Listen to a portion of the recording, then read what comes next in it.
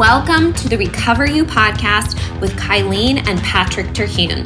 It's here that we talk about sex addiction, betrayal trauma, mental, emotional, and physical health, faith, and anything and everything needed to recover you to your most authentic self that God created you to be. Hello, Patrick.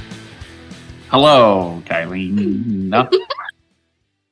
So when I was in college and I was in the collegiate chorale at Bowling Green State University, I was in class one day and the choir director conductor always called me Kylie.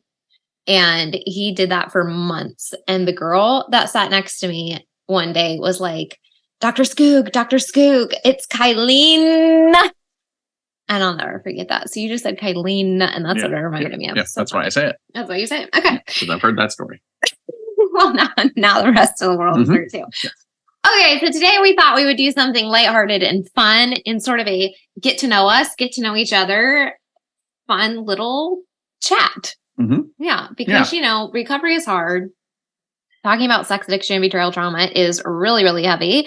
And as you go through these phases, it's important to give your brain a break sometimes.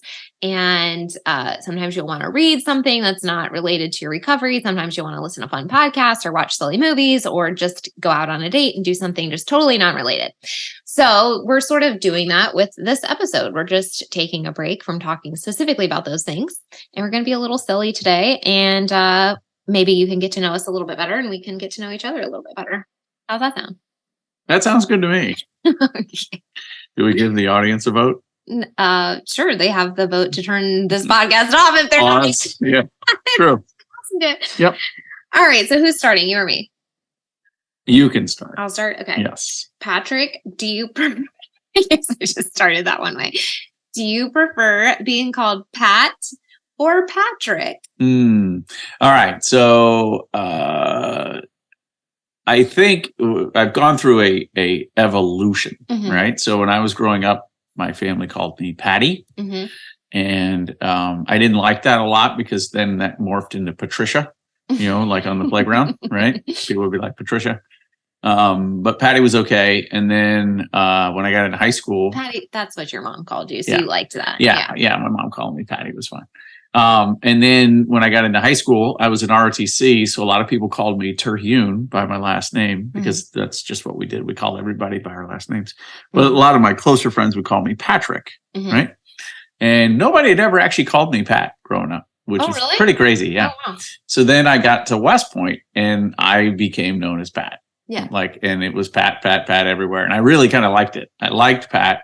Everybody called me Pat. My brother still called me Patty. And stuff like that. I think that's fine. It's going to be there. And then nobody actually called me Patrick again until you and I met, and your family all called me Patrick. I called you Patrick, so then they called you Patrick. Yeah, right, right. So it was always kind of an interesting thing. It's like my change in names was marked by my life circumstances. You know what I mean? So I would say that I don't mind either way. I really don't. You know what I mean? I think at times I've been like, I think I want to be Pat. But it really, at the end of the day, it doesn't matter. I think if everybody called me Patty, I would probably not like that. You know what I mean? I would probably be like, come on now. But I think, like my West Point friends all call me Pat. So if somebody was to meet you today, would you have them call you Pat? I always introduce myself. Hey, I'm Pat. My name is Pat. Or when I make a Starbucks order, I say, my name is Pat, P-A-T. I go, it's Pat, P-A-T. Because people go, Matt? And I'm like, no, Pat. Okay. I should probably say Patrick because there is no matrix. Right? All right. So money question. Do you care that I call you Patrick or do you like it? I don't mind. I don't think I deep-seated man. Yeah, but I don't think Pat this whole time. I don't know. I think we had a conversation at one point about that during recovery. Remember we kind of had a conversation. But I think that was a little bit more of me trying to figure out who I was. And I think a lot of it was, to be honest with you, I think a lot of it came from there was a negative, for a moment in time, there was a negative connotation with Patrick because of what had happened. And there was a positive connotation with Pat because of negative connotation, meaning because of what I had done and stuff like that. Really messed things up, and you know what I mean? Like it was a like very, people would call you by that name in your addiction?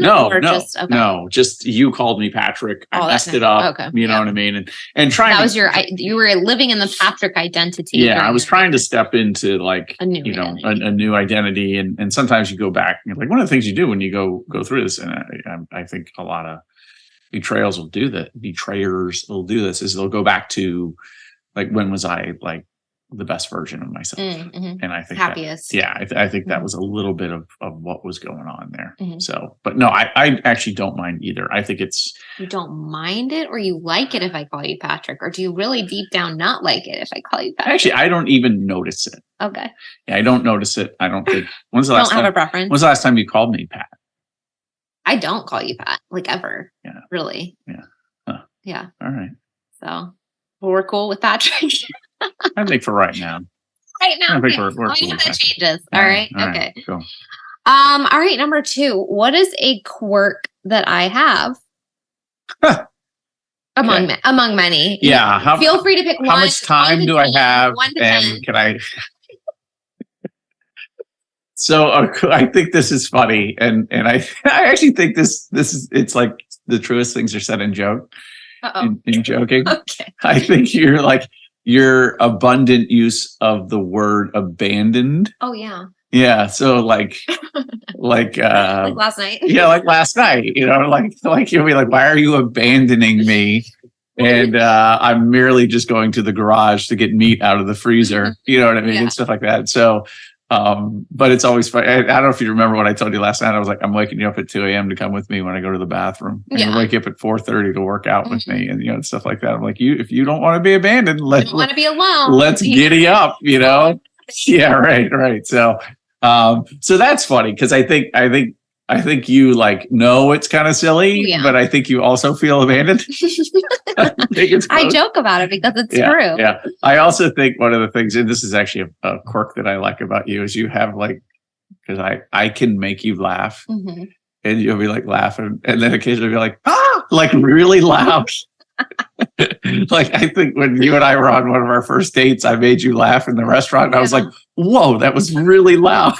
It like surprised me. I was like, whoa. Meets me for the first time. I do think that's one of the first things that they notice is how loud I laugh. Yeah. So I think. So you think it's they don't know these quirks don't annoy me. I think they're just part of who you are. Basically, you think it's hilarious that I have an abandonment complex and that I laugh really loudly. Yep. And I think when we're disagreeing, I think I can play into the abandonment concept. That quite a bit.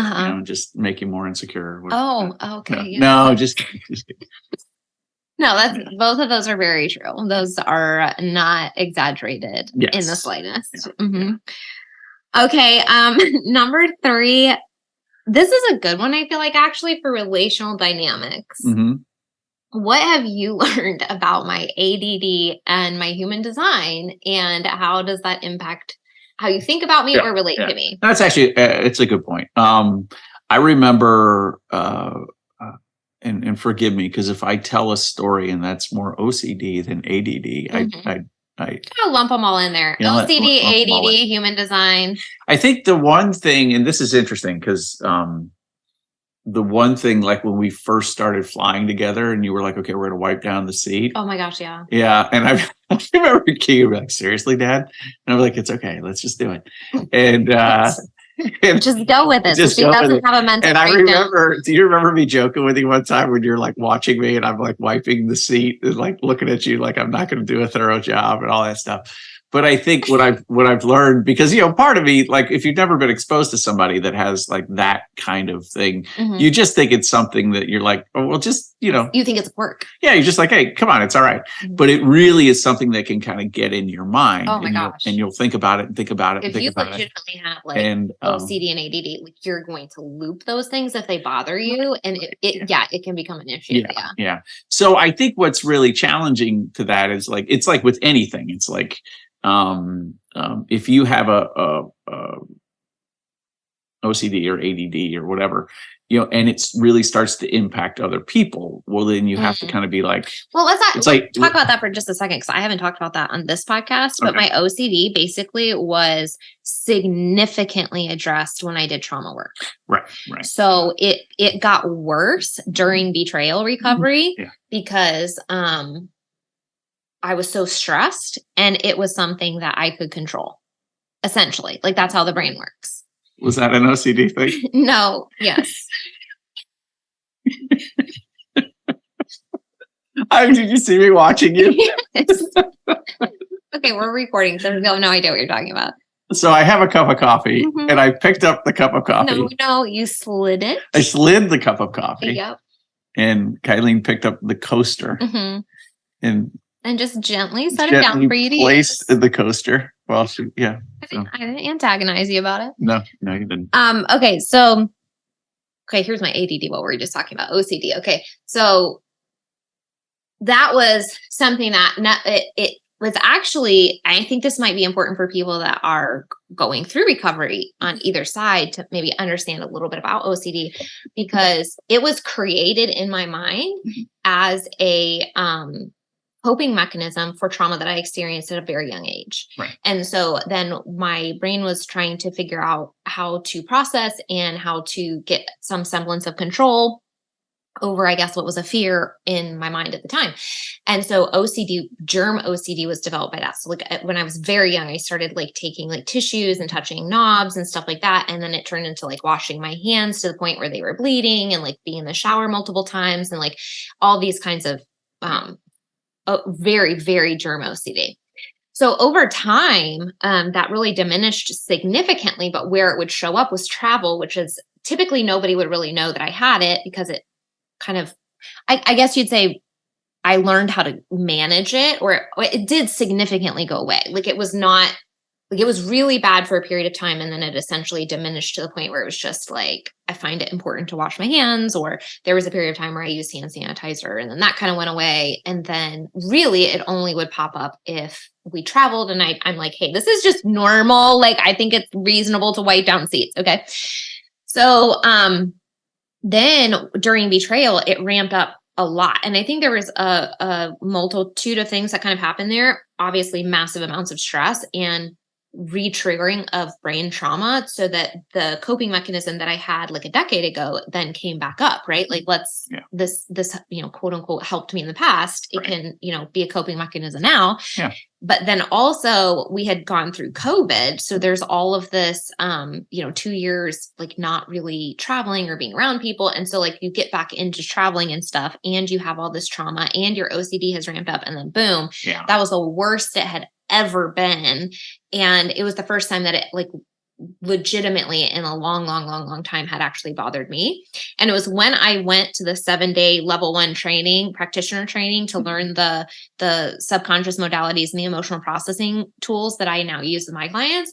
That 7-day training, I came back with my OCD basically like put back in check.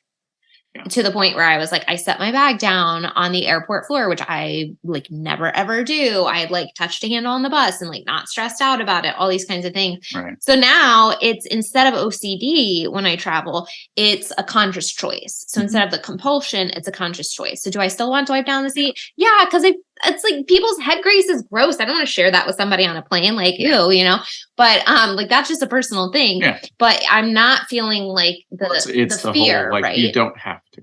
Yeah. Right. And I remember, I guess this is the one thing that came out when we were in Disney World. So we were a little over a year, I think, into recovery. And so things were still, at times difficult. Like 12 months or difficult. It was March. It was at times still difficult with us. And we were, this was Keegan's senior trip. So we were, really trying to invest.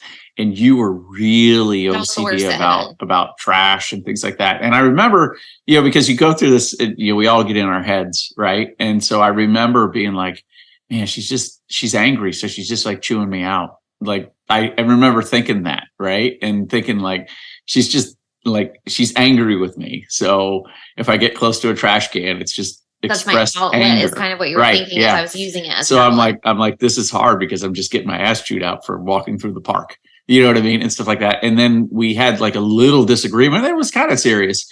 But no, one that's night, a big one. Yeah. And you had said to me, and this kind of really hit me, you said to me, do you think I like being this way? Mm-hmm. And I think that was the one area that really opened my head, my mind to like, man, you are struggling with this. This is not a choice and stuff like that. So that's the OCD piece. On the ADD, you know what I mean? And you're right. You have worked really, really hard on that. On the ADD stuff, you are funny because you spend a lot of time online because you're communicating with people and things like that, but you'll completely go offline and like, meaning like I'll be telling you something. And like, I don't know if you know, I will joke with you. I'll be like, so that's why I've decided to spend $100,000. Like, I'll just say something to you and you won't even pay attention. Like, and it's the most ridiculous thing. Like I've decided to get divorced and go be a monk. You know, I've said these little, and like, you don't hear them. No, that's not true. I totally hear them. No, you don't. Yes, I do. You say, what'd you say? Uh-huh. So when you say, what'd you say? You actually heard it? Sometimes, because it's like you hear it, but I'm like focusing on something else. So then I'll come back to the conversation or whatever. Right? Well, the other time. Has there been something that you've done like that where I've actually truly never acknowledged it? Yes. Oh my God. For real? Yeah. Oh my gosh. Like seriously, I haven't come back and been like, what do you say is actually acknowledging that I heard something, right? Has there been a time where I actually don't even do that? Yes. No way. Okay. Sure. I also forget a lot with ADD. Yes, you do. A lot. Well, it's okay. I don't want to turn this into a Kylene bashing. I really don't want to do that because that's not the intent of this. It's the intent is to tell some funny stories. Yeah. But it's like you can literally never remember when I'm traveling. Oh no. And so I have to like tell you, I hire, like I get a lawn sign to be like, I'm leaving from these dates. That's legitimately true. You will tell me, and it's like, but I do this with other things too. Like I'm traveling next Friday and I kind of almost forget that I'm traveling next Friday. Should we talk about the dates of travel? Yeah, that's a whole other thing of like figuring out when I'm traveling and actually giving you the right dates. But you'll tell me, but your traveling has amped up a lot and you go to multiple different places and I totally will block out what you say. Yeah. Which is, I don't even know. It's because of your abandonment issues. Right. Yeah. If I acknowledge that you're leaving, that means I'm abandoned and that hurts too much. So that's I can block it out and forget. Yeah. I mean, my OC would come in handy there if it just looped the dates for me, but it doesn't for whatever reason. It chooses to block them out. So that's fun. So, I mean, it's, once again, it's like, he'll literally be like, and this helps. So talking about like how you've learned how to manage this, you actually know all of this at this point. Right. Like this is not a surprise to you after 10 years. So you really have, this is what you'll do. He goes, hey, I'm leaving. And so it'll be like 2 weeks in advance, right? Totally 100%. Will not remember that. There's no chance of me remembering that. And even, what I realized I did recently? I had put one of your dates in my phone, but I had put it in the wrong time. Oh. So you had gone and come back from your trip before it showed up in my calendar. So that happens too. That's a whole other thing. Yeah. But so then you'll be like 2 weeks in advance, and then it's like a week in advance, and then it's like 3 days in advance, and then it's like, don't forget I'm leaving tomorrow. Right. So, but when it gets within, here's the thing of how my brain works though. When it gets within a couple of days, I'll start remembering. Yeah. So I don't even know what that is. I don't know what that is. Okay. Yeah. So the human design thing, you, what are you? Oh, manifester. Manifester. Yeah. So I think the big thing I've keyed in on is I really, it's not that I don't care about all the other stuff. The thing that I've keyed in on is like, you need rest.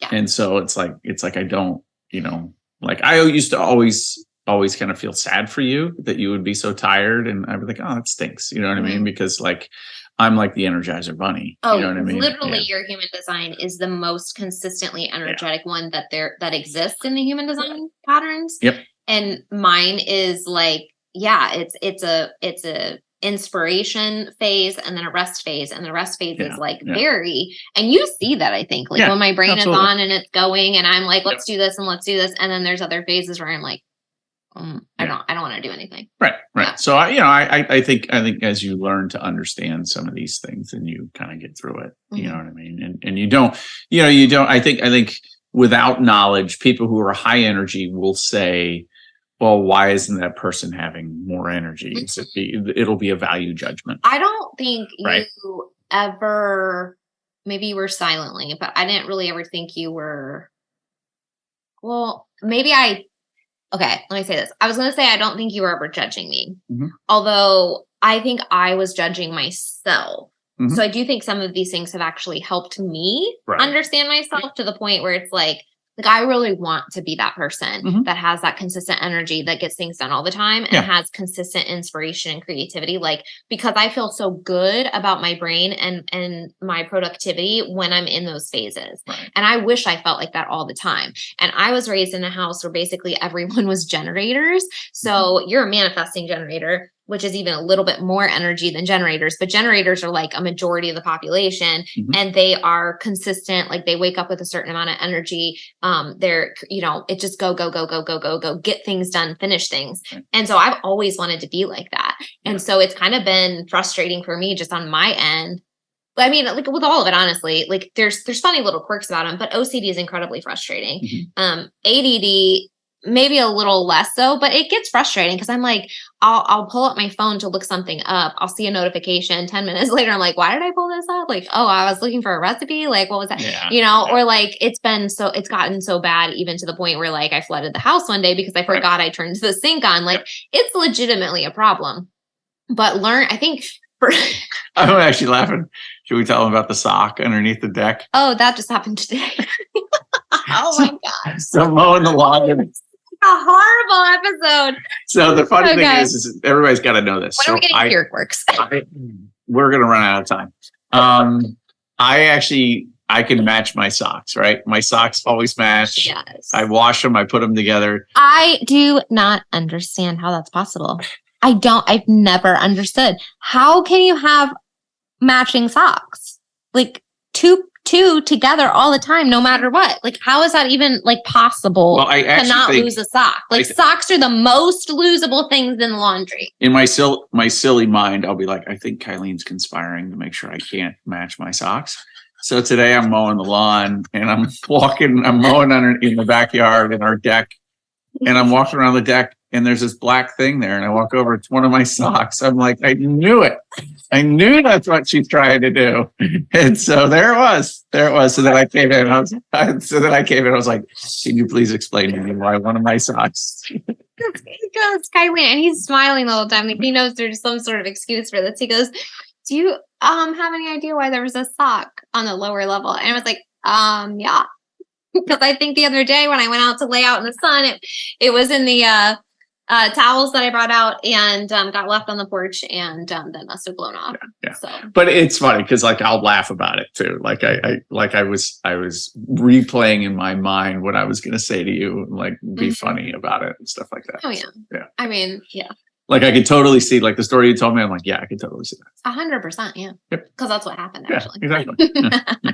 So, I mean, I think that whole question is funny because I have learned a lot about myself. And here's the thing, like they are very silly, they're very funny. And I really do work on these things.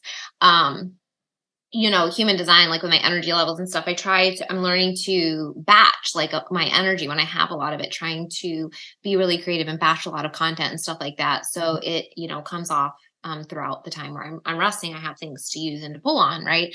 I don't really know that I've figured out ADD yet, but OCD, like I said, a majority of it actually completely went away when I dealt with my trauma and calmed my brain and my nervous system down. So that was huge. But yeah, I do think understanding these things is helpful for both of us because it creates a layer of communication. Like we were watching these TikTok videos today about this girl with ADHD, and I was like, oh my gosh, Patrick, you have to watch these because this is your life. And it's, it makes me feel like it's not, like there's other people out there too that like get have the same thoughts that I do and stuff. So it's kind of funny. Like the whole not eating thing that made me laugh. Yeah.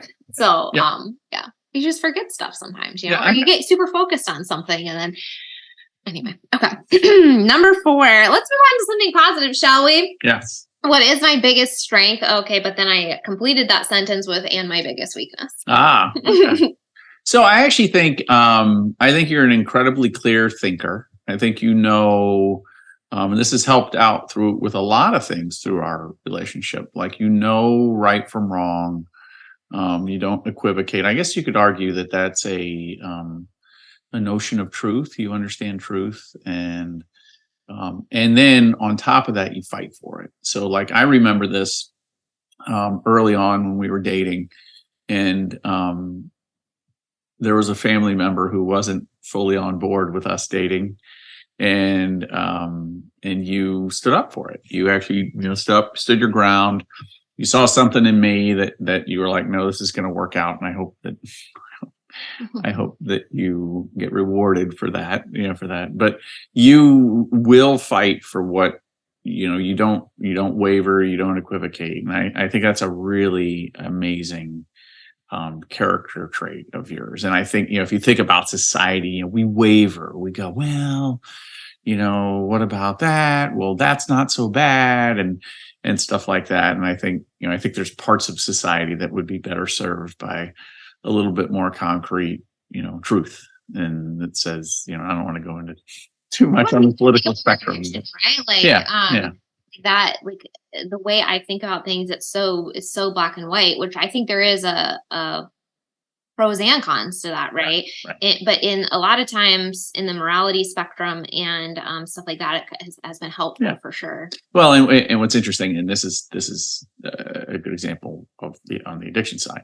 You said to me, your big boundary was, hey, if you do this again, I'm out, right? Mm-hmm. So you believed in yourself. You were you believed in your own value. You were not going to deal with that again. Mm-hmm. You were sympathetic to the addictive nature of it and what had happened, and you believed in the idea of me and what you had seen, mm-hmm. but you put that out there.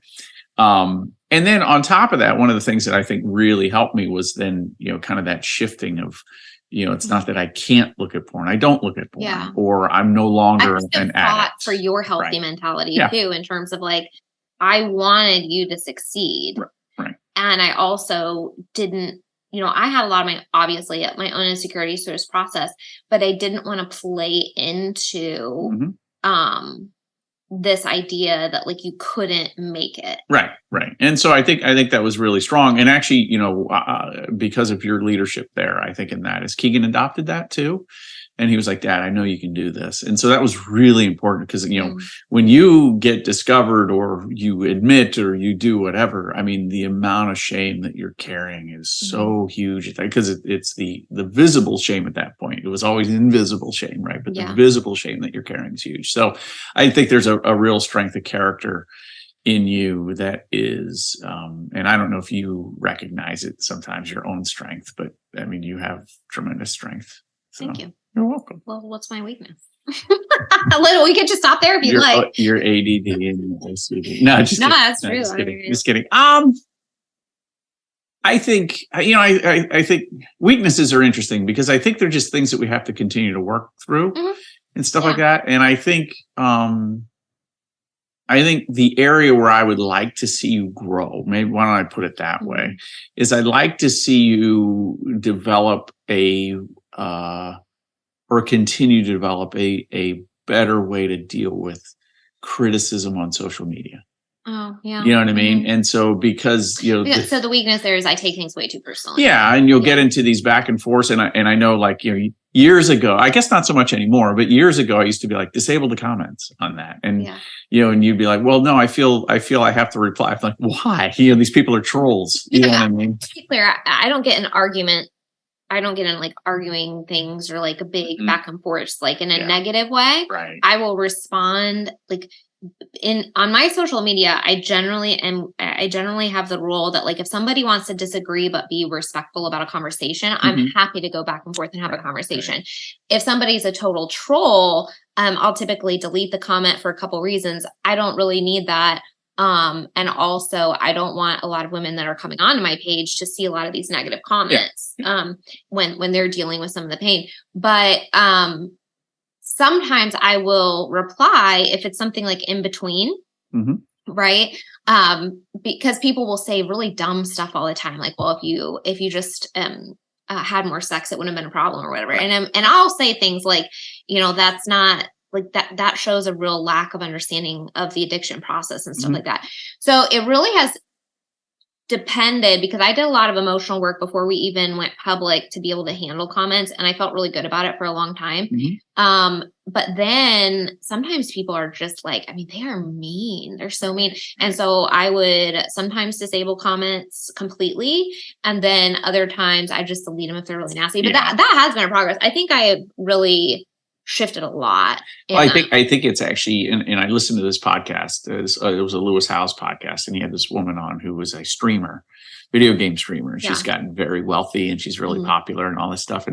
And what she does is she actually goes to therapy. She has therapy for those things, and she has a team that screens things and stuff like that. But because she says it's so, it still gets her. The thing I learned about it is like it's not going to hurt my feelings unless there is an emotional wound. That any trigger that we have is a reflection of an unhealed wound. So if somebody makes a negative comment towards me, it actually doesn't typically bother me unless there's some part of it that I believe or am afraid of. So if there is something that's super triggering to me about it, then that's why. Right. And so they really are just a reflection of stuff that I need to keep processing, which is exactly what you're talking about, which is why therapy would be helpful in that situation. And that's what I did leading into our announcement publicly when we went public with our story, was I identified all the areas that I knew at the time would hurt my feelings if somebody said something. Right. And we processed all those. And the ones that I identified and processed, that worked super well, because then if somebody said something, it didn't bother me at all. Right. And then as time went on, you just kind of identify other ones. But I would say that, I agree. I think that shows up in other areas of my life, though, not just comments, right? Like that abandonment issues. That I take things very personally. Right. Like if somebody doesn't, respond to a text or whatever, I will immediately feel like, oh, did I do something wrong? Did I tend to take a lot of the weight of something on me, as opposed to just like letting things just letting roll things off. Out. Yep. I agree.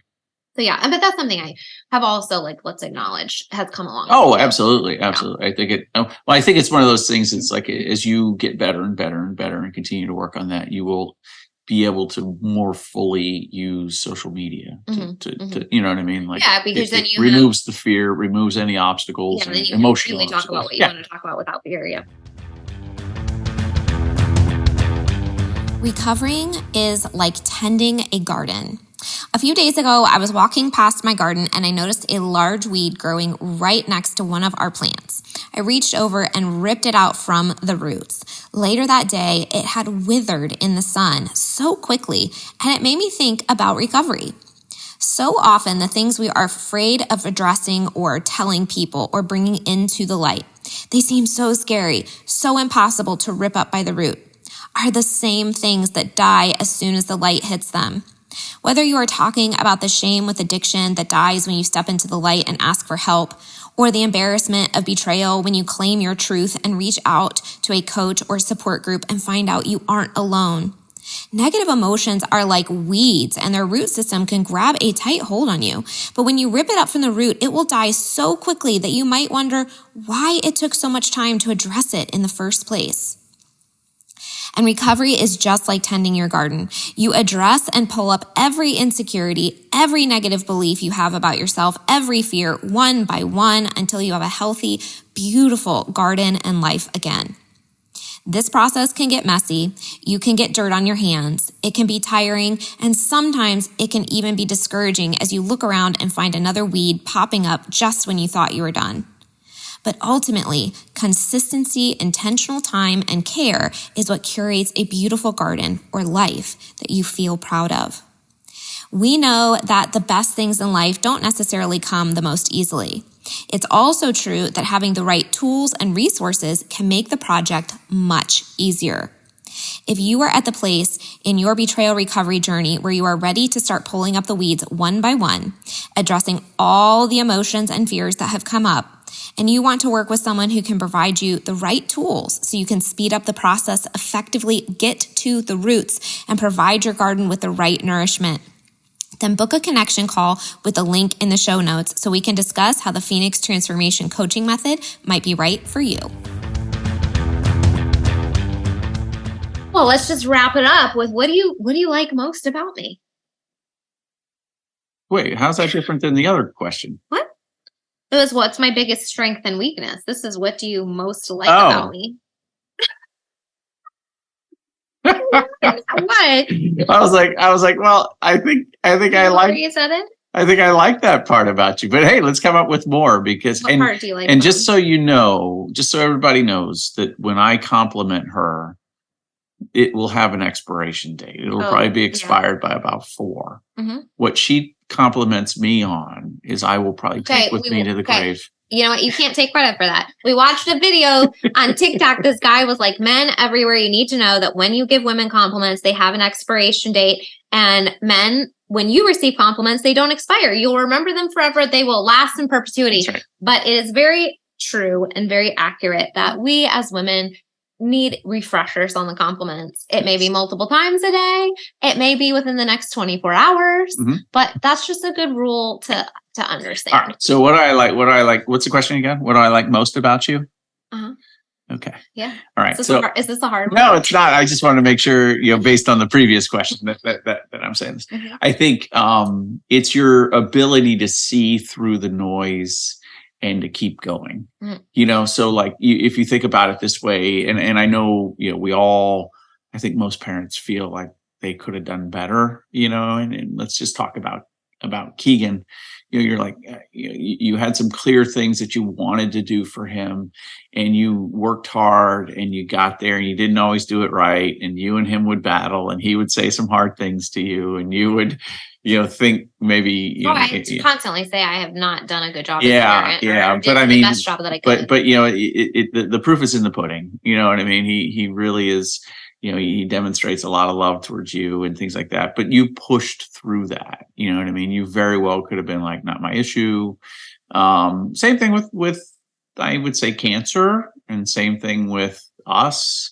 You've got a determination and a willingness and a resilience to you that is really quite a wonderful thing that I think sometimes people take for granted in you. And what do you mean by and that? I think they're foolish. I think some of the negative interactions you've had with people at times, I think, I don't know if it's because they don't think you're mature enough or whatever, but they're wrong. You know what I mean? They're wrong. They just don't get to know you. And like we were talking last night about, the church situations that you've been in, like they just don't know you. They don't take the time to get to know you, and they're dealing with their own stuff. But you've got a real resilience to you, and you're thoughtful, and you're smart, and you love fiercely, and resolutely, and things like that. So is that more than one? I'll take it all. Yeah. Thank you. All right. Now it's your turn. Now I feel like a jerk asking this first question. Oh, okay. What's the first question? Well, people are gonna be like, he's such a narcissist. But it was silly. I was actually saying it. Okay. All right, so I'll ask it. Okay. Do you think I'm hot?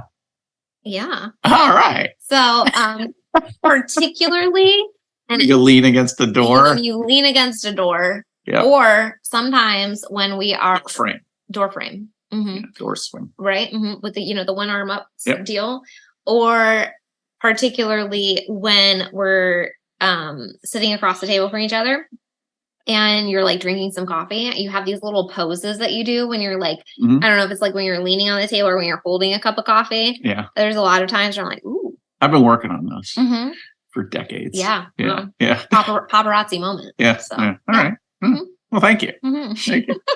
What about me? You should turn that. I didn't ask that. Very. Do you ask that? Yeah, very. Moving on to question 2. What do you like most about me? Okay, so there's a lot of things I really like about you, which is one of the only reasons that we are here today. No, I like that you are a very introspective person.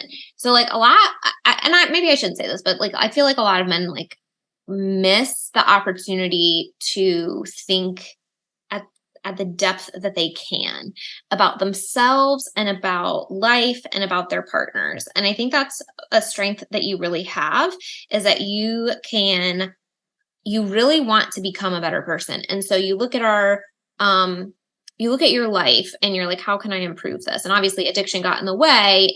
But once you had the tools, you were like, okay, I'm going to use all of these because I really want to climb that ladder. I really want to be a better person. You always use the term finishing well. Like, I really want to finish well. So I think you look at life and you're like, how can I improve and do better? At work, you're like, how can I improve and do better? In our relationship, we're constantly trying to grow and do better. And you really have a growth mindset. And that takes a lot of personal reflection and introspection and a willingness to be wrong and a willingness to change and a willingness to grow and a willingness to take feedback and criticism and all of these types of things. And I think that is a real strength of yours. And I think it allows us to have really deep conversations about things. And that allows us to connect on a different level. And so I guess if I had to answer that in a sentence, I like your brain. Oh, thanks. Yeah. My brain is hot. Yeah, it's so sexy. It's sexy. It's brain alive. Yeah. And then I think you're really thoughtful. Like, you leave me a note every morning and you put my coffee next to the bed. And it's like a bunch of like little things like that really add up and provide a level of safety. And like, I know you're thinking about me. And I also really like the fact that we laugh a lot. So that's one of the things that really, I think brought us together, was having a lot of fun. And then that really was such a juxtaposition with betrayal, as everything was so serious and so dramatic for so long.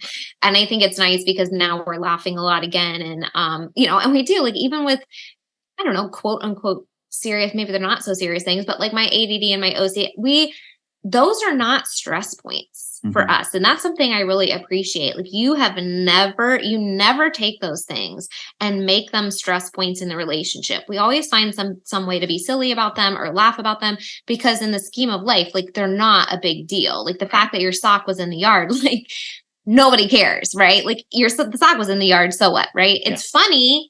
And it's a story, and it's a little quirk that I have, or, whatever, or it's a lesson to learn that I should grab it off the porch sooner, whatever, but it's not, a relationship problem. And so you never, ever, ever have been somebody that has like held stuff like that over my head, or like it gets mad at the small stuff like that. The sock is definitely the sock's going to be held over for the rest of my life. Yep. That's going to come up a lot. I mean, like, you've never been like that. You've never, like, you're not somebody that pulls up, old stuff and says, well, what about this? And remember this fight that we had? Or like, I'll do something dumb, like flooding the house in trauma and ADD and totally forgetting to turn off the water. And you never once said anything like unkind or like personally attacking me or anything like that. I think what was it I said? Because you did it the second time. Oh my gosh, yeah, I did it twice. And I think this episode is really making me sound like a train wreck. No, you're fine. But I think it's funny because I always try, like, I know how hard it is when, and I think I just said to you, I was like, I think you just need to pay more attention. Yeah, you were so. No, that was another incident. But we don't have to go. That was when you backed into my car. Remember that?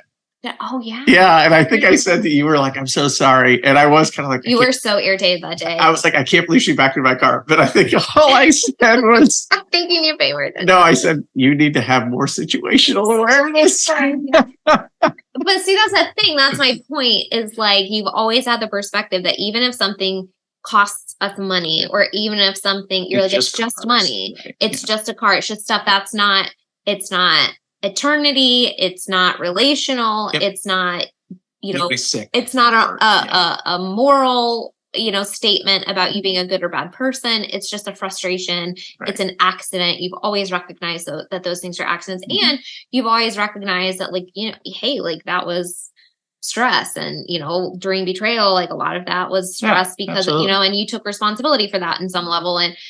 But you've always been like that. So that's something I really have always appreciated about you, is the little things are the little things. They never turn into big things. Yeah. And we usually are able to laugh all of that off and be silly about it and actually focus on the big things, which is good. Yeah, absolutely. Number 3. I feel like the question was, what do you think I deserve more of? These are good questions. Okay. You feel like I feel like they're a little egotistical. Yeah, mine were all about my quirks and my like you were pointing out all my flaws, and I'm pointing out. No, I'm just kidding. I'm just joking. These are good. What do I think you deserve more of? It's a good question. Money always no. Of course. Send money, everyone. Deserve more of. I think you have a lot of love in your life. I think you have a lot of respect in your life. I think a lot of people value you. Fun, maybe. I think you've had a lot of hard things in life. Yeah. And I think it's like I think you need less stress. I guess I would say that. Yeah. Deserve less stress. Yeah. Like just you've always been somebody that's like, I'm gonna take on the burdens of the world type thing, and I'm gonna like fix everything, and like I don't need help from anybody. And so I think that is like less stress and like more joy in life. Yeah. Yeah. I would agree with that. What career would you like to see me do? Oh, well, let me tell you. Yeah. Yes, I have a vision that we do, like we create this, what's the word I would use? I it's multifaceted because you have a lot of gifts and talents that I think when they're harnessed in the right way would just like totally explode with success, and both to help other people, but also to really fill you up in feeling like very purposeful in your life. And one of those is you're really, really good at doing leadership in companies and businesses and stuff. So I've always thought that you would be really good as like a business consultant, a leadership consultant. But I think with everything you've been through, I think you have a really unique perspective to, you can do that in businesses and have like a really cool opportunity to consult on a really high level. And I think you also have like this really cool, like I think it'd be super cool to do like in churches, specifically with like business structure in churches, but then also now with creating this structure of safety, trauma awareness, porn addiction support, betrayal support, like really just setting up the structure, it not only in their business aspect, but also in the leadership capacity of like, hey, like you're a better leader when these things are in place. Right. And if this is a personal struggle that you have, like, let's not shy away from addressing it in the consultations. Right. But I think that would be super cool. And then I also have this vision of at some point you and I doing couples support and providing like retreats and you coaching men. Well, like I'm already coaching women, and like you doing that. I know I just have told you this, like I feel like you would have a wait list. I know several people that listen to the podcast have already expressed that their husbands would love to talk to you. So I just feel like if you open that door, like it would be very successful. And I will just announce to everybody that I did convince Patrick to take the level 1 training that I took in order to be doing trauma work and stuff. So he will have the capability next year, which I'm really excited about. Now, I'm just going to work on you. Now, that's fine. Like, that's part of what I think will be really great is I think when you have a couple that has the tools and the skills to do the emotional processing and the trauma work. I just did that on you. Like we did 2 things last week or this past week. And that was like super great because you were like, hey, this is going on. I was like, great, let's do a parts integration. And I had the ability to do that. And we talked through it, and it was bada bing, bada boom, and that's faster than, hey, let me, book a session or whatever. And so I actually think that's going to be great because if I tell you I'm struggling with something, you can actually say, you'll know how to identify for me if it's a part or if it's a limiting belief or if it's this or that. And then we can actually process it together. Like I think that's great. But you'll have the ability to do that. I think it'll help you. You already run these support groups with the guys. I think it will give you extra tools and extra insight into how to support them, even if they're open to it, if they want to. And then should you ever choose to open the door of coaching, I think that's I think you'll have the ability. I'll pray about it and see where things take me. Yeah. So this last one's kind of silly. How hard do you think it was for me to come up with these questions? Yeah, very hard. Very hard. It took you way too much time. Yeah. No, I'm just kidding. Yeah. So let's see. Let's just throw this out there. Let me ask you, why don't you, did you already ask me what I like most about you? Oh, you did. Okay, that was question number 1. Skipped over that. And said, I don't want to answer that. No, I didn't. I know. I'm just messing with you. Answered that. Okay. Yeah. Well, why don't we just ask what your quirk is then? What's my quirk? Mm-hmm. Yeah. Are you supposed to tell me? Yeah. Okay. What's my quirk? Yeah. Your quirk is the fact that you find socks in the backyard. Come in and ask me, what's this sock doing? No, your quirk is that you don't really understand how the socks are not supposed to be matched up. Like, you don't understand how that's possible, and I don't understand how they actually match up. So your quirk is that you are way too organized. So I don't even know that's possible. Yeah. Mm-hmm. Okay. How do you not lose things in the laundry on a regular basis? I don't know. Well, I think part of your issue with the socks is half of your socks are in the bottom of the bed. That's not half the issue, Patrick. That is the issue. You sleep with socks on, they end up in the bed. Yeah. They're definitely going to get mismatched. Like, there's no way to not have that happen. Yeah. So my last question for you is, what is it like to live a life where you don't have ADD or OCD? I do have OCD. So like it's but I don't know if that's. I don't think you have OCD. I think that's more of like little quirks that you have. Like, I like legitimate. Like OCD. Mine is like we talked about it last night. 7:15 appointment. I wanted to leave by 6:55. I actually left by 6:50. That's just like being super timely. You want to be super timely. Yeah, I get really anxious like going to an airport.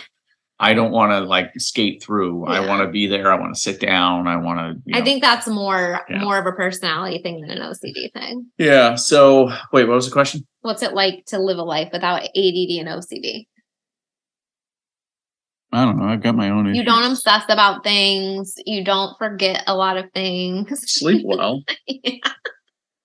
I don't know. It's nice. It's a nice life. It's nice. Yeah. Your brain can like totally focus on. I can totally shut off. Yeah. Like I decided going into the MRI this morning that I was going to shut down during the MRI. That's something I don't understand. Yeah. He went into an MRI, which is a very loud scan, and he fell asleep. Yeah. I slept through the whole thing. There's no way I could have done that. Yeah. It was great. 0% chance I would have fallen asleep. I was all groggy for like 20 minutes afterwards. I was like, that was some good sleep. So. Oh. All right, Patrick. Well, it's been nice getting to know you. Yes, as well. Mm-hmm. Yes, you. Any other questions you have today? No. Anything else you want to share with people about our personalities? No, I think we matched very well. Yeah. Okay. All right. Well, that was fun. Thank you so much for listening. If you found this podcast interesting or helpful, it would mean so much if you leave a 5-star review or post a screenshot and share on social media. We are on a mission to share the message of recovery, and you can help get the word out. If you know a friend who could use this podcast, please share it.